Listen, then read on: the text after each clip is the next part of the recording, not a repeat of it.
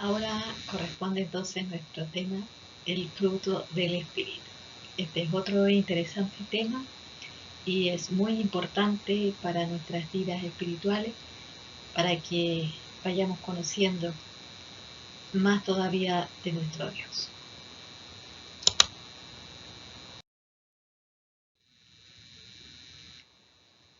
El fruto. Fruto es el producto de una planta que tiene una utilidad, según el diccionario. Esa es la definición.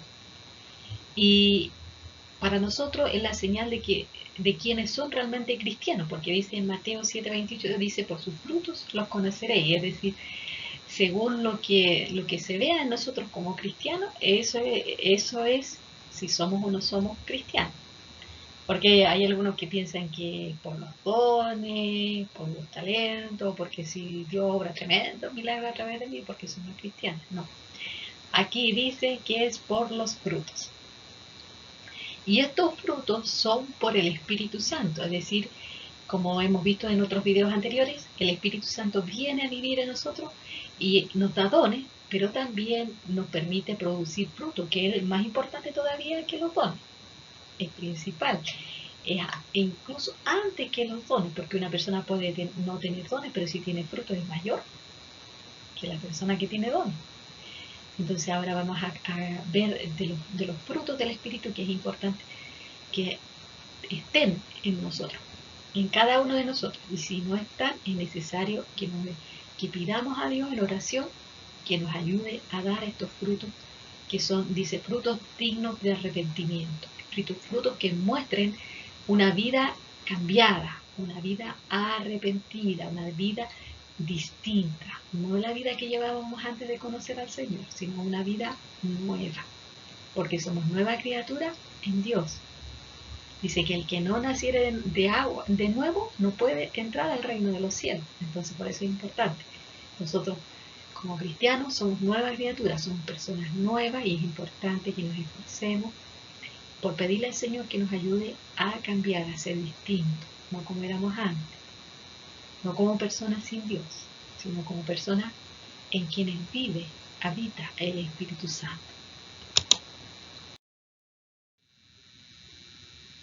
Este fruto es el primero y el más importante de todos. Es tan importante que dice que si no tenemos este fruto y tenemos todos los dones, todos absolutamente los dones, y que si hacemos todo, si lo damos todo, no nos sirve de nada si no tenemos este fruto. El amor en el original griego, ágape, significa afecto, benevolencia, un festín de amor, a eso se refiere. No es el mismo amor a los padres, a la pareja, a los hijos, es un amor distinto. Es un amor para todos, a todas las personas. Y este amor dice que es dado por Dios, dice, y la esperanza no avergüenza, porque el amor de Dios ha sido derramado en nuestros corazones por el Espíritu Santo que nos fue dado. Es decir, al tener el Espíritu Santo en nosotros, ya tenemos amor. Y lo podemos mostrar a otros, no solamente a nuestros padres y familiares, sino a todas las personas. Sin este fruto, de nada nos sirve tener todos los dones, ministerios, conocimientos, darlo todo. Sin amor no somos nada. En 1 Corintios 13 nos dan las características de este fruto, del amor, que es sufrido, es benigno, todo lo sufre, todo lo cree, todo lo soporta, no tiene envidia, no es jactancioso, no se goza de la injusticia, más se goza con la verdad. Nos dice del amor la palabra del Señor. Es decir, el amor no considera al otro como inferior. El amor, si hace algo correcto, no alardea de eso que hizo correcto. No es que yo hice esto bien y la otra persona lo hizo mal. Por ejemplo, no se irrita, no se envanece, no se siente superior a los demás. Y nosotros, como personas, podemos decir, no, si yo tengo mucho amor, ¿sí? Y mostrar a los demás a lo mejor que tiene mucho amor, andar abrazando todo, elogiar a todo, pero Dios sabe, el que conoce el corazón, y si de verdad hay amor en ese corazón, El que lo sabe es Dios. ¿Por qué? Porque Él sabe con qué intención esa persona está actuando de esa forma.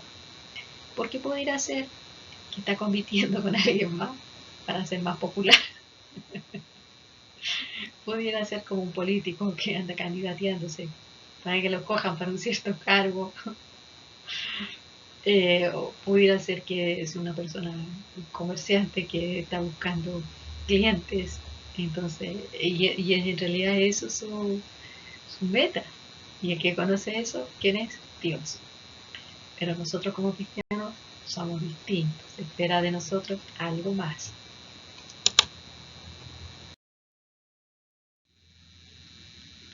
El gozo.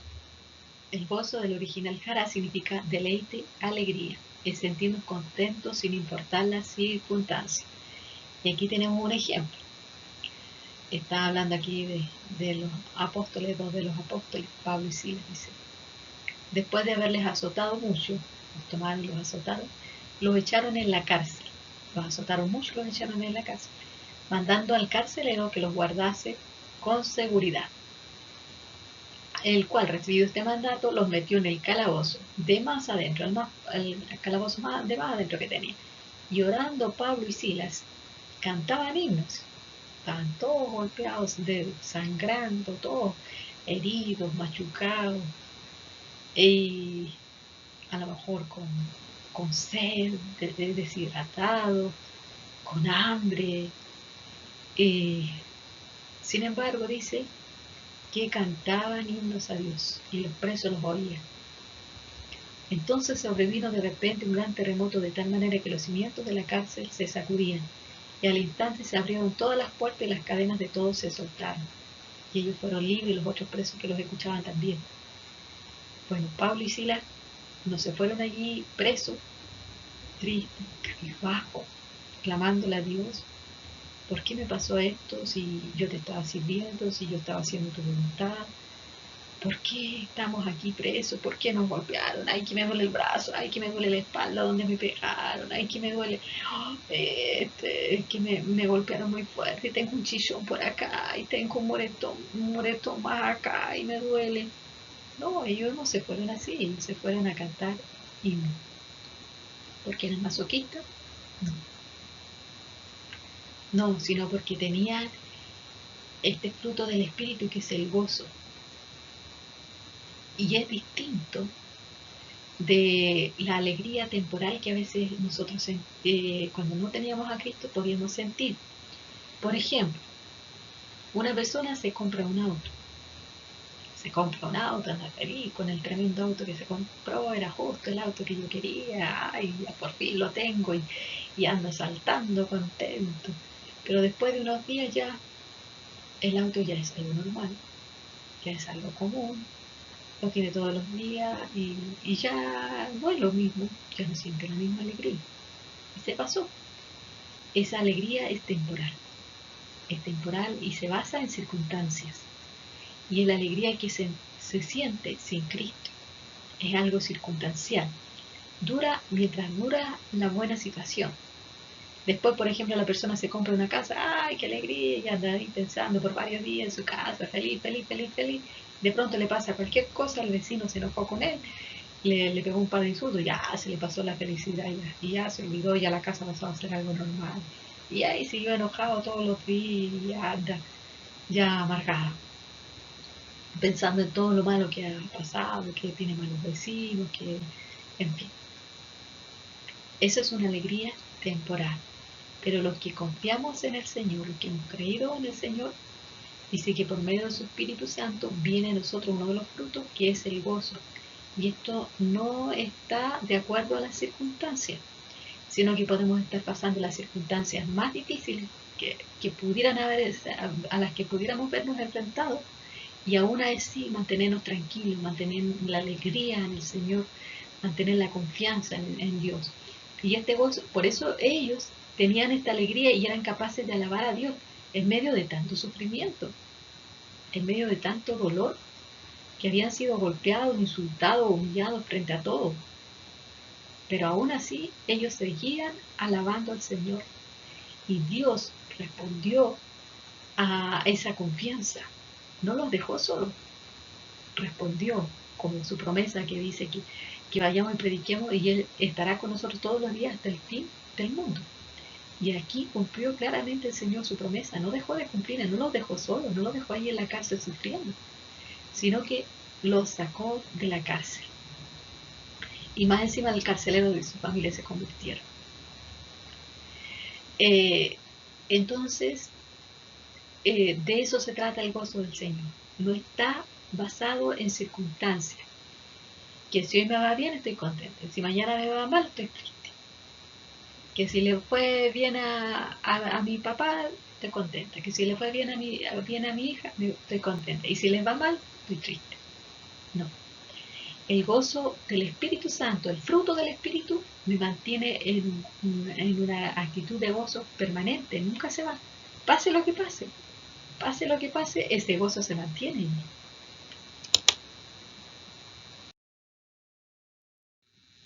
La paz. La paz del original Shalom significa bienestar total, tranquilidad en todo momento. Y aquí puse un ejemplo. Eh, la paz se refiere a tranquilidad, a saber reaccionar en los momentos difíciles, pero también en los momentos complicados. En los momentos difíciles, digo, y mantenerse tranquila, mantenerse confiando en Dios. Vamos a ver aquí en Hechos 19:34. La palabra del Señor nos habla de Pablo, que estaba en Asia, y allí se armó un gran alboroto, dice. Esto me pareció muy interesante, por eso lo puse. Pero cuando le conocieron que era judío, a Pablo, dice que todos a una voz gritaron casi por 2 horas: grande Diana de los Efesios. Imagínense ustedes estar allí frente a una tremenda multitud de gente y que toda esa gente está gritando en contra suya, y usted es una persona cristiana que está predicando de Cristo, y de pronto toda esa multitud junta se pone a gritar: grande Diana de los Efesios. Bueno, si gritan un minuto, no soporto, sí, no soporto. Si gritan, pues supongamos ya 15 minutos, llevan 15 minutos gritando. 15 minutos gritando: grande Diana de los Efesios. 15 minutos, ya. Pero gritaron por 2 horas. Gritaron por 2 horas. A mí me llamó mucho esto la atención, en que tener demasiada paz para aguantar eso. Y no escuchaban más, porque gritaban todo y gritaban y no paraban de gritar: grande Diana de los Efesios. Que Pablo andaba predicando de Cristo, entonces ellos gritaban: grande Diana de los Efesios. Y Pablo mantuvo la paz durante todo ese tiempo. No se agarró a puñetes con nadie, ni empezó a gritar insultos a nadie. Y eso es el fruto del Espíritu, la paz. La paz, no solamente, digo, como decía hace un momento, en las circunstancias así, digamos, donde hay donde gente se levanta en contra nuestra, sino también en las situaciones difíciles. Poder mantener la paz, la tranquilidad, por ejemplo, al haber sufrido un accidente, al venir un terremoto, al venir cualquier situación complicada, poder mantener la tranquilidad. Eso también es paz, y eso es un fruto del Espíritu. Aquí tenemos otro fruto del Espíritu, que es la paciencia, del original macrotimia. Significa longanimidad, apacibilidad e indulgencia. Apacibilidad es decir, tranquilidad. El término como que me queda más claro con respecto de la paciencia. Es saber esperar y soportar. No hay rencor, hay constancia, firmeza, perseverancia. El paciente es tolerante, clemente, indulgente, sabe sufrir. Como la palabra del Señor nos da un gran ejemplo de paciencia, paciencia al límite. Santiago dice, y aquí tenemos por bienaventurados a los que sufren. Habéis oído de la paciencia de Job y habéis visto al fin del Señor que el Señor es muy misericordioso y compasivo. Tanto nuestro Señor Jesucristo como Job, pacientes, pacientes hasta el final. Dice la palabra del Señor que este hombre Job pudo esperar, pudo sufrir con tranquilidad. Y él sufrió. A veces llevamos cargas, cosas a cuestas, que nos hace difícil y tenemos que soportar a lo mejor una enfermedad, a lo mejor una situación, un problema con alguien, a lo mejor tenemos que soportar que alguien a lo mejor siempre constantemente nos está insultando, o a veces tenemos que hacer un trabajo todos los días que nos resulta pesado, que nos resulta complicado, y ahí tenemos que tener paciencia. A eso es saber sufrir. Estamos sujetos, viviendo en circunstancias que no son las mejores, y tenemos que tener ahí paciencia para saber soportar, saber esperar con tranquilidad el momento en que esa circunstancia cambie. De hecho, la circunstancia de Job cambió, porque Dios lo sanó de la lepra y le devolvió sus bienes que él había perdido. Él tuvo paciencia, aunque lo perdió todo, hasta la salud, perdió a su familia, sus animales, toda su riqueza que tenía, pero tuvo paciencia y esperó hasta que Dios le dio respuesta. Así también nosotros, cuando hay paciencia, cuando está este fruto del Espíritu que es la paciencia, podemos esperar hasta que Dios nos dé una respuesta. La circunstancia cambia de alguna forma, para bien, para mal, de alguna manera Dios cambia las cosas.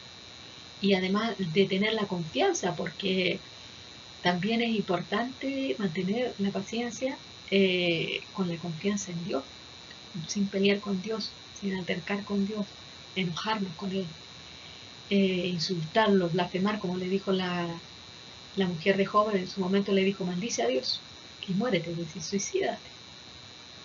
Quería que maldijera a Dios y que se perdiera simplemente, pero Job fue más sabio y no hizo eso, no se volvió contra Dios.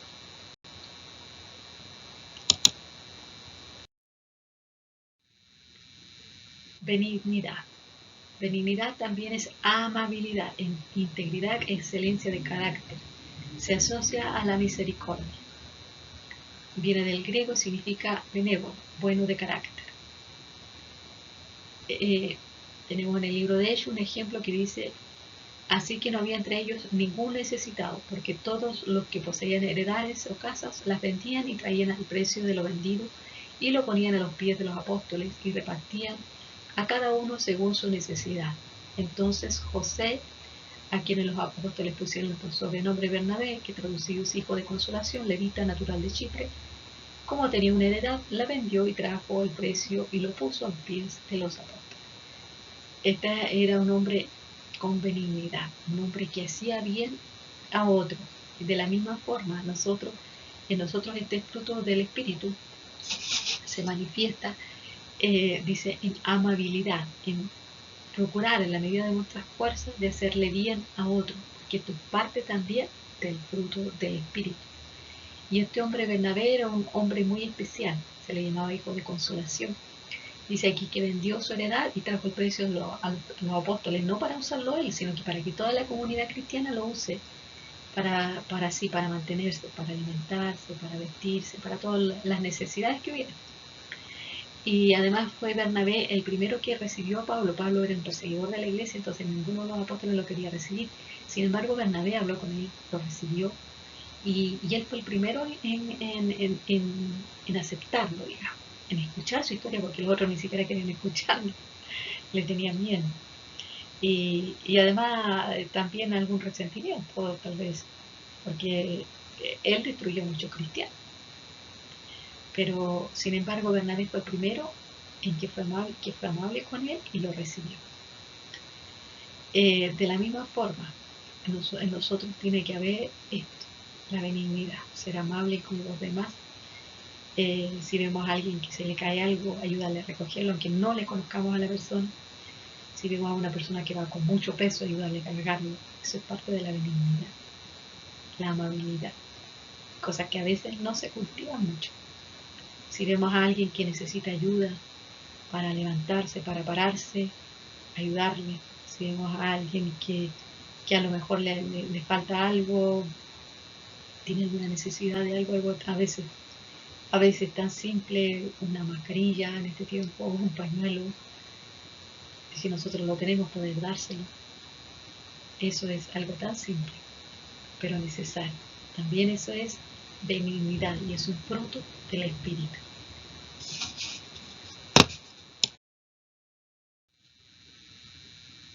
La bondad es similar a la benignidad, pero no es lo mismo. Viene del griego agatosune, significa benevolencia, bondad. Rectitud de corazón de vida significa generosidad, guiar a buenas obras, es decir, hacer buenas obras. Como las personas que ayudan a otros, proveyendo para sus necesidades materiales. En este caso, la iglesia antiguamente, y por lo que avanzó, fue porque la iglesia se preocupaba de las personas enfermas. Por ejemplo, si habían peste, ellos, aún a riesgo de su vida, atendían a las personas que caían enfermos por la peste. Si habían niños que quedaban huérfanos, ellos se hacían cargo. Había gente que simplemente abandonaba a sus niños, no había la regulación de leyes en favor de los niños como ahora. Entonces habían personas que no querían a sus hijos, los dejaban o no los podían criar, los abandonaban, y los cristianos se hacían cargo de esos niños. Ahora habían tiempos eran tiempos de esclavitud, y si algún esclavo escapaba, había mucha gente que los mataba, pero los cristianos hacían misericordia con ellos, con los cristianos, con toda persona que tuviera alguna necesidad. Los cristianos hacían misericordia, los ayudaban. Y es lo mismo que nosotros hoy en día, como cristianos, si tenemos este fruto que es la bondad, preocuparnos del que necesita, no solamente lo material, sino también a lo mejor una palabra de ánimo, una palabra de aliento, a lo mejor un buen deseo de parte nuestra, una oportunidad. A veces simplemente es una oportunidad. La bondad nos puede hacer eso. Si nosotros somos hijos de Dios en quienes vive el Espíritu Santo, Él nos impulsará a actuar con bondad hacia los demás, a ver allí donde está la necesidad para nosotros ir a ayudar a esa persona, a apoyarle, a lo mejor simplemente darle un abrazo. A veces simplemente eso.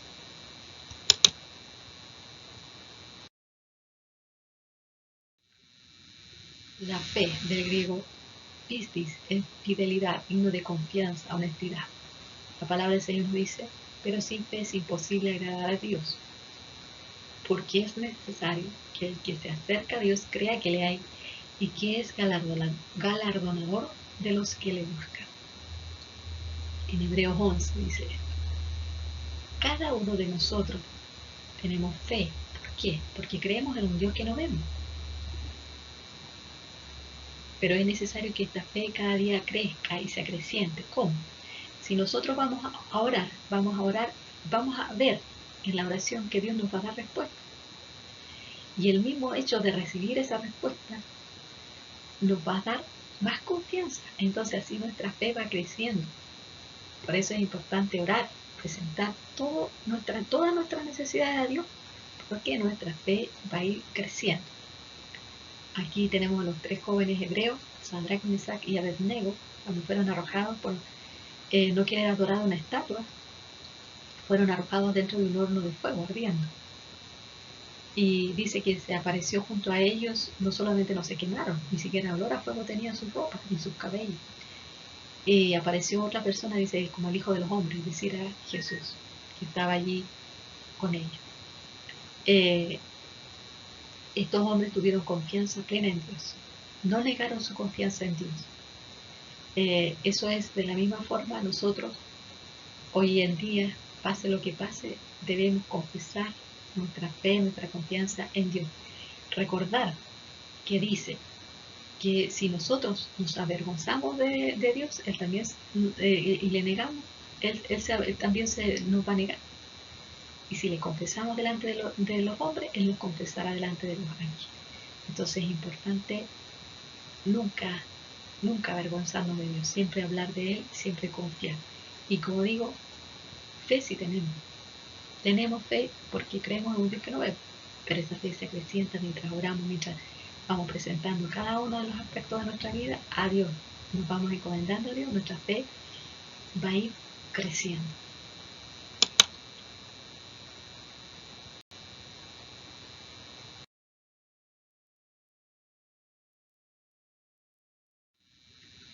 Mansedumbre es una actitud interior. Los mansos no se resienten ante la adversidad, pues aceptan que todo viene de Dios con un propósito, con tolerancia. Reprende sin rencor, encara la verdad sin resentimiento, es amable sin ser débil. Esa es la definición. Dice, por tanto, no os amedrentéis por temor de ellos, ni os conturbéis, sino santificad a Dios el Señor en vuestros corazones y estad siempre preparados para presentar defensa con mansedumbre y reverencia ante todo el que os demanda razón de la esperanza que hay en vosotros. Este es un mandato de parte del Señor, es decir, que cuando alguien nos pregunta acerca de nuestra fe, nosotros debemos de presentar esa defensa con mansedumbre y reverencia, sin alterar, sin enojarnos, cuando tenemos que defender nuestra fe, recordando que es el Señor el que pone en nosotros palabras. Y aquí tenemos a un hombre que dice la palabra del Señor que era muy manso, Moisés. Dice, y este varón era muy manso, el hombre más manso, dice, que había en la tierra. ¿Por qué? Porque este era un hombre que tuvo que soportar a Israel en sus comienzos, cuando recién comenzó, iba camino de ser una gran nación. Él lo sacó de Egipto, pero ellos siempre se estaban rebelando, ellos siempre estaban quejándose, reclamando, y Moisés solo iba al principio, después ya Dios le dio 70 varones que le ayudaron, pero al principio iba él solo y era un pueblo difícil de llegar. Era mucha gente y él tenía que soportar las quejas de todo, tenía que resolver los asuntos de todo, tratar de ser de mediador en todos sus asuntos difíciles, a veces sus asuntos familiares, sus pleitos que ellos tenían, él los tenía que resolver, los tenía que atender y ver de qué manera se podían resolver. Entonces, y ver las dudas del pueblo, la incredulidad, más de alguna vez quisieron apedrearlo, que querían volverse a Egipto, que querían quitarle su lugar, querían otro ahí pensaban que eran más dignos que él, y él, en vez de, no se volvió en contra del pueblo, simplemente iba donde Dios y le pedía su ayuda, y Dios, por supuesto, lo ayudaba, lo respaldaba. Pero también se necesitaba que este hombre sea un hombre muy manso, porque de verdad que era un pueblo muy rebelde. Aquí lo vemos en una ocasión cuando fue a ver a Dios, le entregó las tablas de la ley, los 10 mandamientos, las tablas escritas con el dedo de Dios. Mientras tanto el pueblo, que como pasaron 40 días, dijeron ya, bueno, no sabemos qué pasó con Moisés, así que le pidieron a Aarón que le haga dioses. Y mientras Moisés estaba en el monte con Dios, ellos empezaron a hacer una fiesta, a alabar a un becerro de oro, que era supuestamente el Dios que lo había sacado de Egipto, cuando ellos habían visto las maravillas que Dios había hecho en Egipto. Y solamente habían pasado 40 días, poco más de un mes, no era tanto. Y ya se olvidaron que no vieron ninguna figura, ninguna imagen cuando el mar se abrió para que ellos cruzaran. Que cuando estuvieron las plagas no había figura ni imagen ninguna en Egipto. Pero ellos se olvidaron y quisieron ver una imagen, algo que se viera, un Dios que se pudiera mirar, que se pudiera palpar. Y no se acordaron que no habían visto ninguna imagen, que habían sucedido las cosas, pero un Dios invisible había actuado. Entonces ahí Moisés tuvo que bajar y en esa ocasión sí se enojó. Pero en general era un hombre muy manso, muy tranquilo. Un hombre que reprendía sin enojarse. Un hombre que guardaba la compostura, aún en los peores momentos, en los momentos más difíciles, él guardaba la compostura. Esa es la mansedumbre y también es un fruto del Espíritu.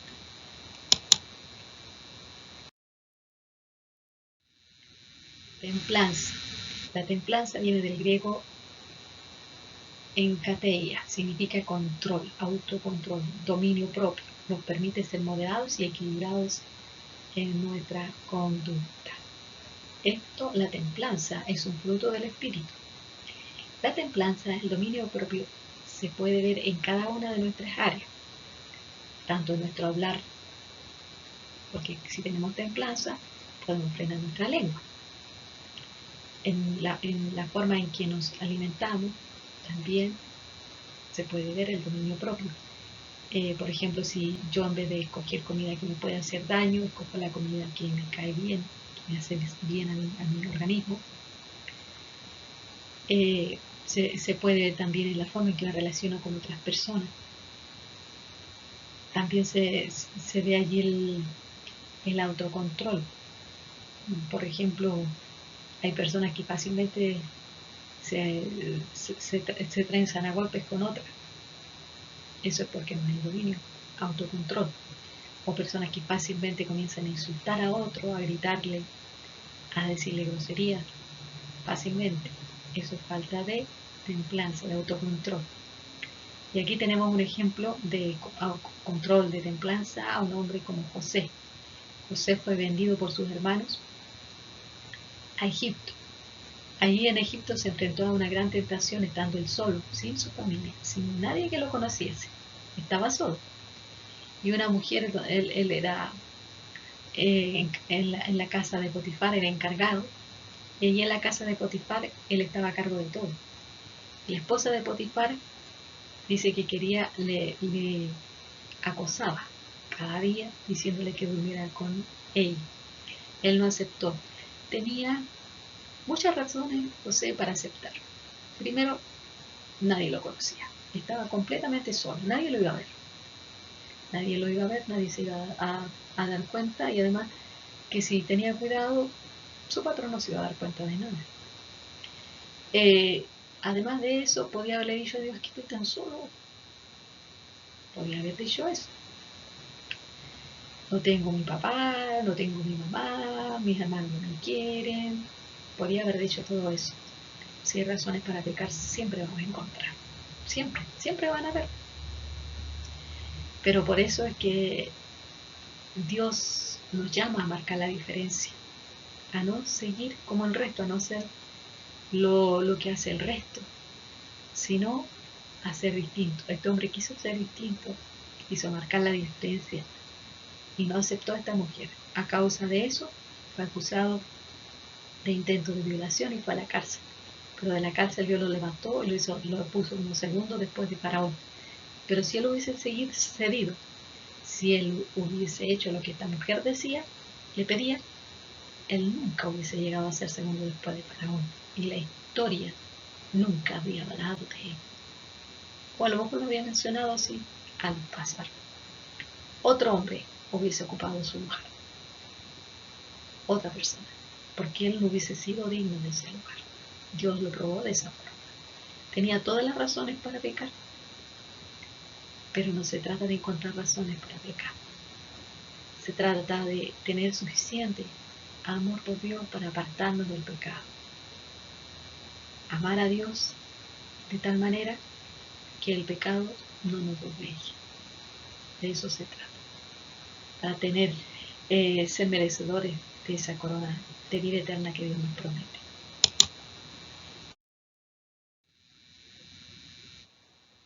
Ahora, lo más importante.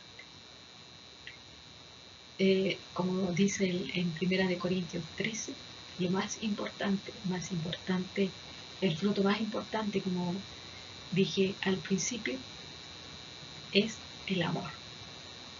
Y nuevamente lo repito, dice, si yo hablase lenguas humanas y angélicas y no tengo amor, vengo a ser como metal que resuena, címbalo que retiñe. Y si tuviese profecía, entendiese todos los misterios y toda ciencia, y si tuviese toda la fe, de tal manera que trasladase los montes, y no tengo amor, nada soy. Y si repartiese todos mis bienes para dar de comer a los pobres, y si entregase mi cuerpo para ser quemado, y no tengo amor, de nada me sirve. El amor es sufrido, es benigno, el amor no tiene envidia, No es jactancioso, no se envanece, no hace nada indebido, no busca lo suyo, no se irrita, no guarda rencor, no se goza de la injusticia, no se goza con la verdad. Todo lo sufre, todo lo cree, todo lo espera, todo lo soporta. El amor nunca deja de ser. Pero las profecías se acabarán y cesarán las lenguas y la ciencia acabará. Pero el amor va a permanecer. Es decir, el fruto más importante que debemos pedirle siempre al Señor que nos ayude a tenerlo es el amor. Es bueno tener todos los frutos del Espíritu, pero por sobre todas las cosas, orar siempre a Dios que nos dé amor para amar a Dios primeramente y amar también a los demás. Que Dios le bendiga y le ayude.